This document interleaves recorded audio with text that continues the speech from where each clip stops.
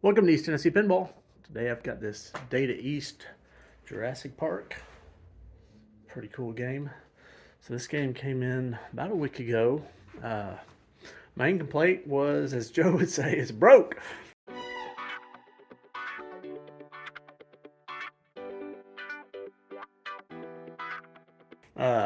So it had had some work done on it. So he had had some guy come out to his house and thing wasn't working. Dude put in a new Rotten Dog board that didn't fix it, and he was wanting to put in a new MPU, and the guy got cold feet, and he just didn't do it. So later on, he contacted me, and he brought the game in to me, and basically the game was booting up and everything. It just didn't have voltage to any of the coils on the playfield. So I was pretty certain there wasn't anything wrong with the MPU. So just kind of as a tutorial for all you pinheads out there, if, some of y'all, most of y'all know, a lot of y'all know, some of you don't. Basically, the way everything works on a pinball machine is on the switches and the lights, the controlled lights and the solenoids. Essentially, the voltage applied to everything all the time, and the way they're operated is the MPU will tell these different transistors to ground it. So it's always got voltage on one side, and when the other side gets grounded, it allows the current to flow through it. And when the current goes through it, if it's a solenoid, it'll pop. If it's a light, it'll light up. If it's a switch, it will read that the switches. Well, on the switches, basically the switch is closing the circuit. You don't have a transistor, but basically it's always got the power going to it. So in any case, if you don't have voltage going to the coils, it's not a problem with the MPU. If it's not working, it could be a problem with the MPU that it's not grounding it. But if you measure the coils, you don't have voltage on the coils. It's generally on the power side of things. And so I started digging around, and all it was it was one of these fuses. I'm not sure. So one of these rectifiers is for the all the solenoids, and the other one is for the controlled lights. And these two are fuses for these two rectifiers, and I believe it was this one there. That fuse was blown. Put that fuse in, all the solenoids are working again. The flippers weren't working also. I think it was that fuse that was blown. Replace that fuse, all the flippers are working. So the game, let me boot it up here. Game boots up, it's got its sounds. It's got the pretty good Data East hum, if you hear that. A lot of these games have that. I'll credit it up. I don't know if there's balls in it or not. I'm going to push the start button. Let's push the start. I think there's balls in it. I'm not sure. Well, the ball just kicked out.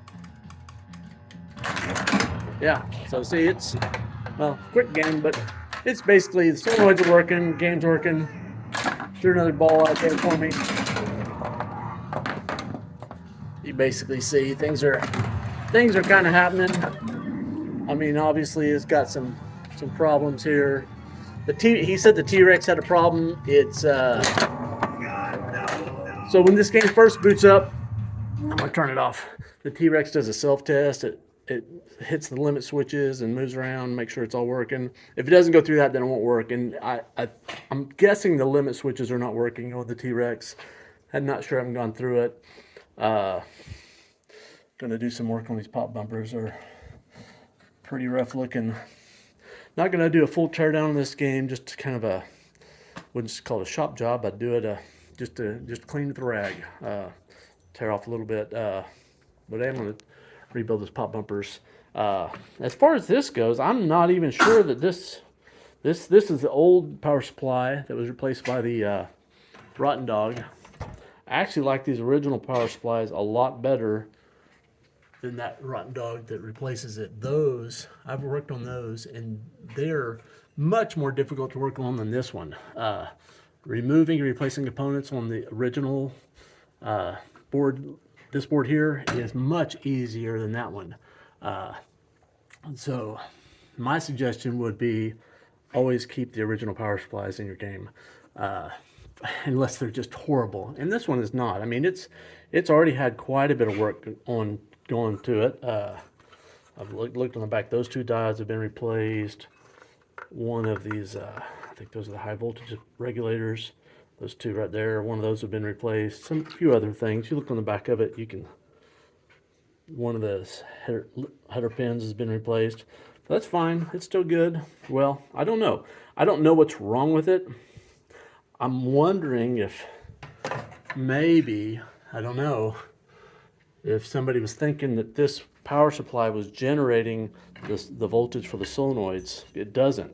The solenoid voltage passes through this, but the solenoid voltage is I forget which one of these rectifiers, but one of these rectifiers, like I said, one makes the solenoid voltage and one makes the voltage for the controlled lamps. Anyway, it's generated by left or the right one of those. Doesn't really matter for the point of argument here. Passes through this and then goes down to all the solenoids. So I may just plug this in and see if it works. These caps are, I don't know. Look on the back. They look like they might be, it looks like original solder, I would say. Anyway, see if we get a date off of them. 9251, 52nd week of 1992. Might be right. Yep, I guess so. Anyway, probably needs new caps, but I'm wondering what else is working or not working on it. These things are pretty easy to work on, really. Generally, they're pretty repairable. In any case, so I'm going to check out that old board. He wants me to go ahead and put a battery solution on here. Either I'm going to put an NVRAM or a coin battery on here. Haven't figured that out yet. Not sure what he wants to do with the soundboard. I'm going to talk to him a little bit. He's on budget, so may or may not recap the soundboard, and then we'll go from there. So first thing I'm going to do though right now is I'm going to pull this board off and look at the header pins and come up with some kind of solution for a battery up there. So I got the board on the bench, and these header pins actually look pretty good. I don't think I'm going to mess with them. Just leave them as they are. They look really good. Oh well, shoot. As I say that one there. Yeah, shoot, that one's starting to separate. I guess I'll go through them real quick. All right. So those header pins weren't too bad. There was a couple that were just barely marginal, but you know, I couldn't really see them until I got my magnification on my camera, but they were there. So I resoldered all the header pins. Looking at the RAM, this is 6264. I've got a replacement chip that should just be plug and play, and this is already socketed. So this FM 1608-120. That should just plug in there, and this will be non-volatile, and we won't need the battery pack. So I will, you can't see my battery pack. There it is. So I'm just going to take this off and swap that chip out. I'll just swap that chip out right here, right now.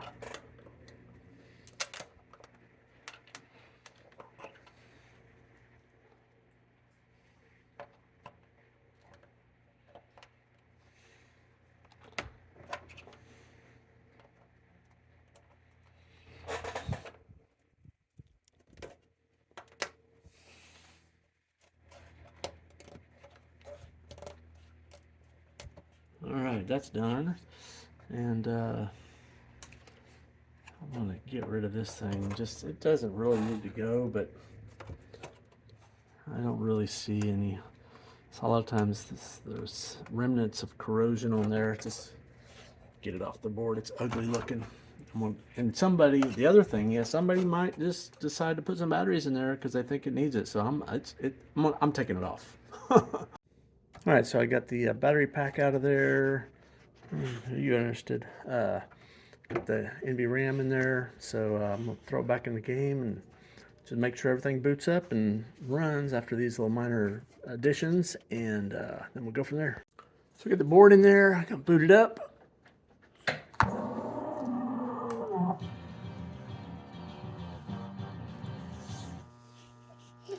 I'm gonna throw some credits on here.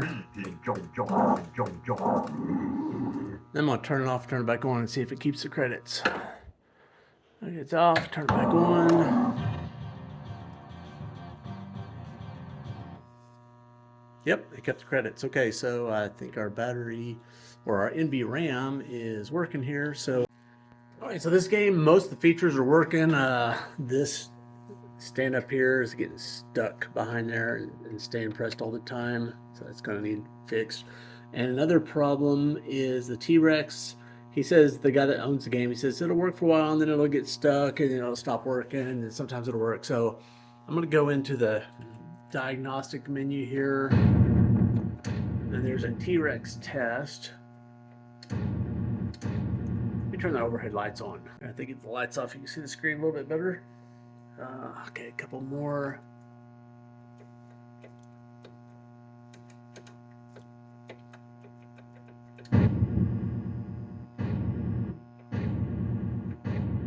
Get to the T-Rex. Okay, here's the T-Rex test. It's strobing with the frame rate. So it's basically a manual thing. You can press the right button, make it go right. You press the left button, make it go left. You're supposed to wait till it gets centered. And then you can press the start button and go through the down. And if you look at the top two ones, the bottom switch is all down, the top switch is on. When it gets down to the bottom switch will be on. Oh, it just came off again. So you can see all these switch on, and the bottom is going to go on. The bottom was only on for just a second. Let's look okay. I was playing around with this so that it's on the center. No, it's off the center. Oh, and the right and the trigger is his jaw. So I'm going to go right, and it's hitting the right switch. Now I'm going to press the left flipper, and it's going to go left, and the left switch. So what I've noticed is going back and forth, that center switch should go on momentarily as it crosses right across the hole. That way it knows where it's at so it can eat the ball. Like then, it did not, the center switch never triggered. There it did just momentarily, but it's going to be momentarily. But sometimes it's not triggering. I don't know if it's not hitting or during this test it's not registering. I don't know. I need to look at that switch. It may be that switch is just not making easy enough. I'm going to try to get it on the center here. There it is. Oops. Went a little too far.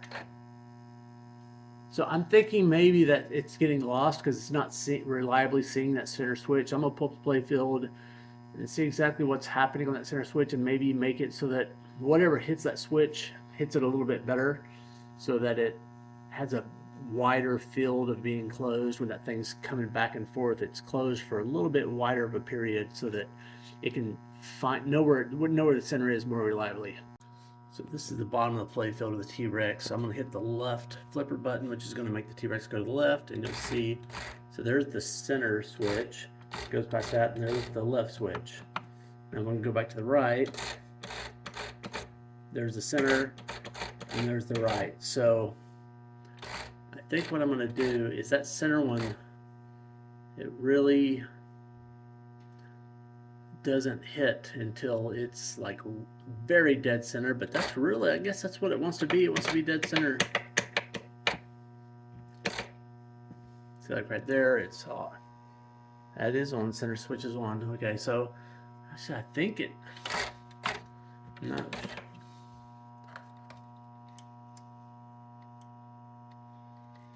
Hear it clicking. I don't know if y'all can hear that or not, but it seems reliably clicking.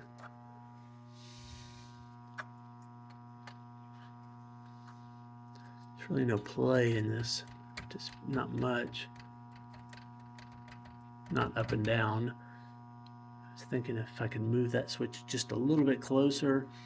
If I bend that arm down, that doesn't really help because it's got to hit that little toggle. I guess I could just maybe just swap that out and put in a new cherry switch. Let me see if I've got one. Well, I've got a new cherry switch. It doesn't have the right little roller piece, if I can successfully take this apart without the whole thing jumping all over the room, I'll take that little piece off that one and stick it in this new one. This one's got a nice fresh little spring and switch inside there, and I think that will help. Normally I'd just bend this, but since it's right underneath there, even if I bend it out, it's not going, so it's got to hit. Let me move it off there. That switch there has to hit the little, hard to see, there's a little gray button underneath there, so even if it goes out there, it doesn't really help. You know, if you, I guess you could stick a shim in behind there, but that's really, this one energizes just a little bit sooner, and it does. I think this will be better. So I'm going to take this to the bench, see if I can crack this thing open and swap that out. Should be able to. I say I should be able to. Doesn't mean I can.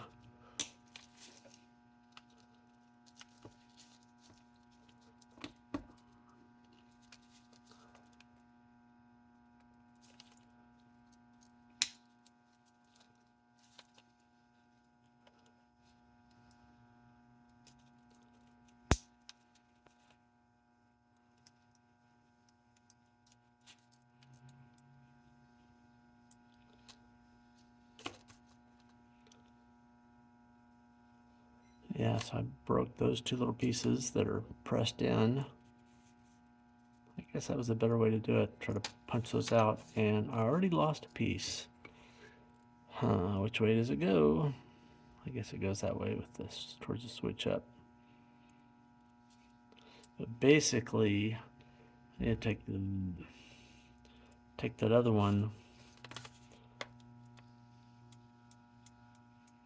You see that little mechanism? The old ones just get sloppy and worn out. I just need to take the little roller piece off that one, and then I can basically just glue that back on there.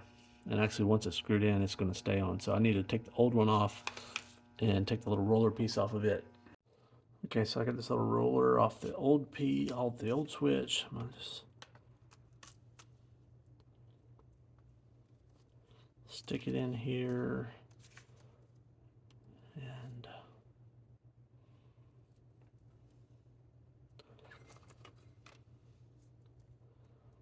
I think I'll put a couple of dabs of super glue on it.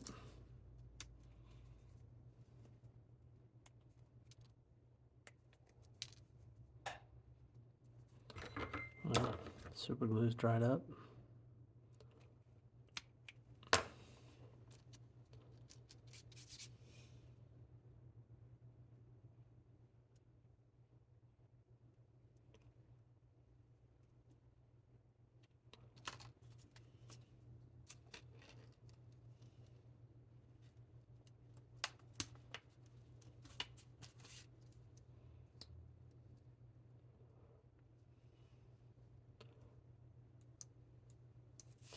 So now it just has to barely move and it's triggering. That will make it a little bit more sensitive.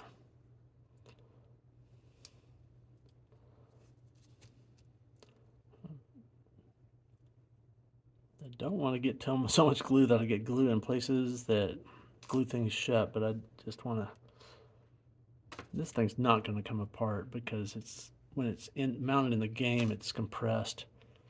But I think I'll let this dry here for just, I'm gonna actually hold it for a few minutes and let it dry, and I'll throw it in the game.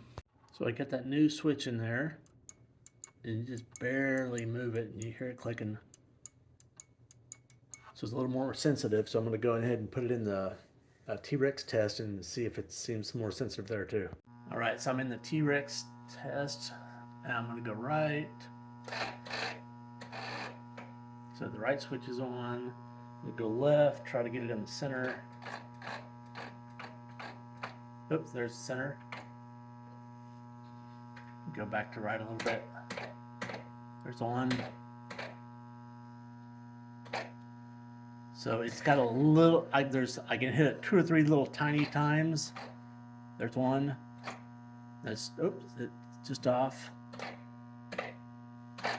before it was like extremely difficult to get it in the on position, and now like I can land it, and sometimes I can hit it one more time and it's still on. So it's got a little bit wider of width of where it's registering on. I don't know if that's a problem, but it seemed like the on for the center switch was just not quite making all the time. So this was an intermittent problem. It was actually working when I after I get the motherboard with the new battery, and it did it self-diagnostic and everything. So it was working before I did this, but when I first got the game, it wasn't. So I don't know.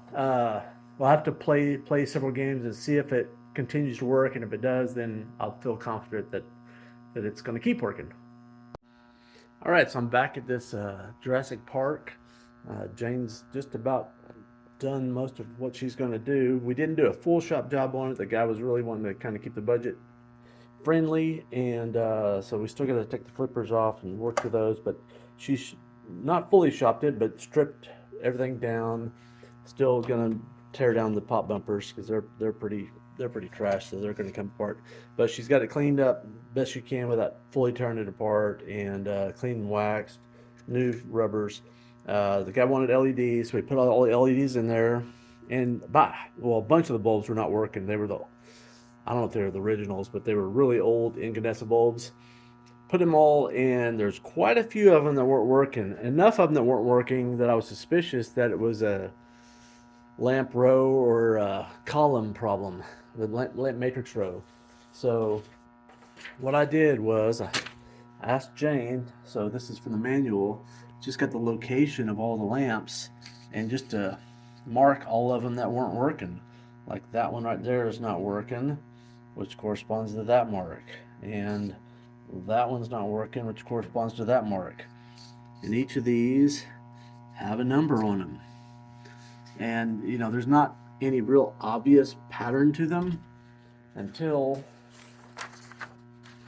you take those same numbers and mark them on the lamp matrix. So what is that? Oh, that's LB4. Oh, so it's 4, 2, 20, 28, 36, 44, 52, and 60. That whole row is dead. So that's a couple of different things. It could be as simple as a connector, it could be a broken wire, or it could be a problem on the board. So, but it's not the sockets. It's very unlikely that it'd be all, 1, 2, 3, 4, 5, 6, 7, 8 sockets. So it gives me a place to start looking. I'll probably get the logic probe out and start probing on the board and see if it is providing the signals for this row, and see if it's so isolate it to either it's a board problem or if it's a connection continuity problem. That'll be my next step. So I'm in the back box. I got my logic probe hooked up to 5 volts up here. So I looked on the schematics here, and it is this row here, which goes to CN65, which is red and yellow. So that's CN6 right there. So it's the 5th one in, 1, 2, 3, 4, 5. So it's just to the left of the blank one. So I'm just going to measure some of these that are working. So you can get that's another good one. Same.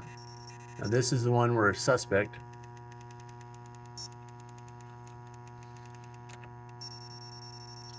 It's just solid high. It's not done in the just high. So it's different. Different's not good.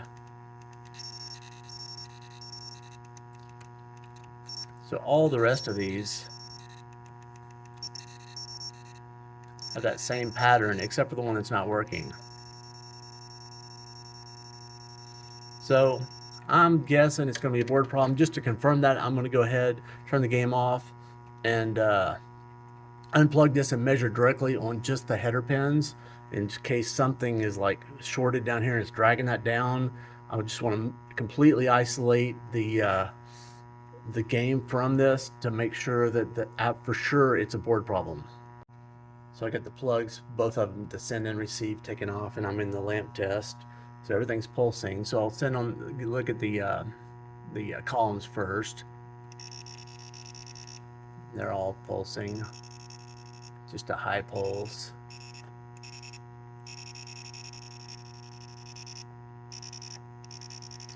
I'll go over here to the rows.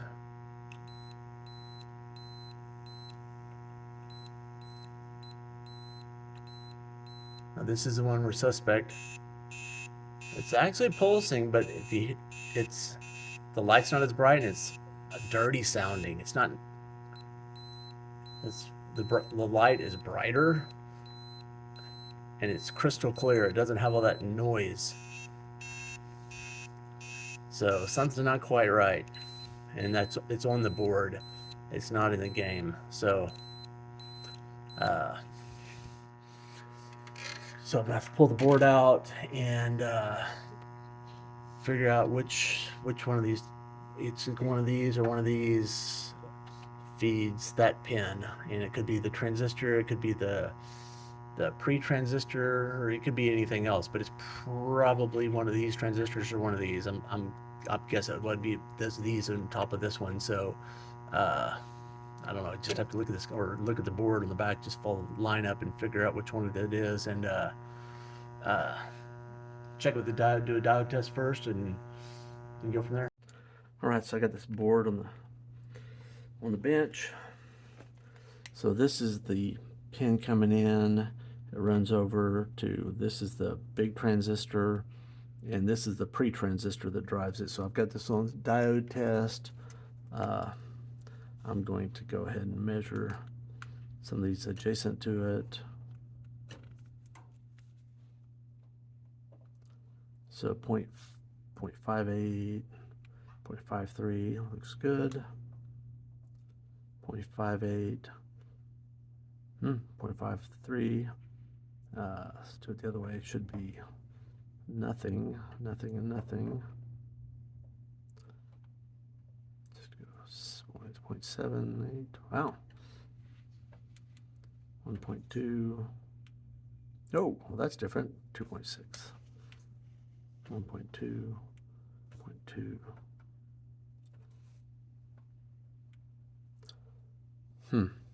That's kind of the non-traditional. Normally, if you've got between 0.4 and 0.7 on two legs, then you reverse it and you got the no continuity. Usually it's good, but this one is. I mean, it's pulsing. It's just not pulsating well.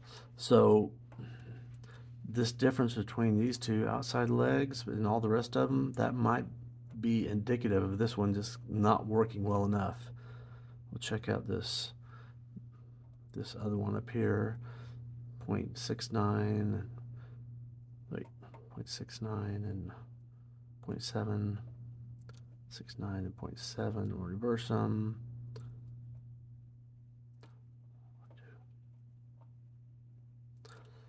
So that one, I'm gonna go ahead and swap this out and throw it back in the game, see what it does for us. Well, I put the board back in the game. Same deal. No solution. I pulled it back out, started digging around a little bit more, and let me put you on the stand. I'll show you what I found. So just checking all these components, and I thought I had checked these diodes, but I guess I missed one. That one right there, it's reading 2.9. It should be. Well, see, it's jumping around. So I think it's pressure sensitive. There, see, now sometimes it's good, and that's why it was. Depending on if I squeeze on it, it'll read. So that's probably what. If I just touch the board, it's kind of jumping around 0.9, 0.8. But if it's like wiggled a little bit, 2.8. So that diode is not good. So D13. So that's one of them that's paired up with this. So I'm gonna swap that out and go one more time. So that D13 diode, that got it. Lights look like they're blinking, flashing, but they're really not. So that was one of them that was out. That one was out. That, I think it was one of those two was out. So there was that whole row. There's still a couple, like that one's not working, but that's probably just a bad socket or a bad bulb. So there's still a couple I got to go through and get. That one I haven't changed the bulb out on, or that one. So anyway, that D13, that one there, put that new diode in there, and that got that row back to working again. So I guess, I think I'm just got to redo the flippers and the pop bumpers, and this one will be done. So I probably won't show all that, but so I'll end the video here. If you like these videos, go ahead and click the like button. It doesn't cost anything, and please subscribe. Cheers.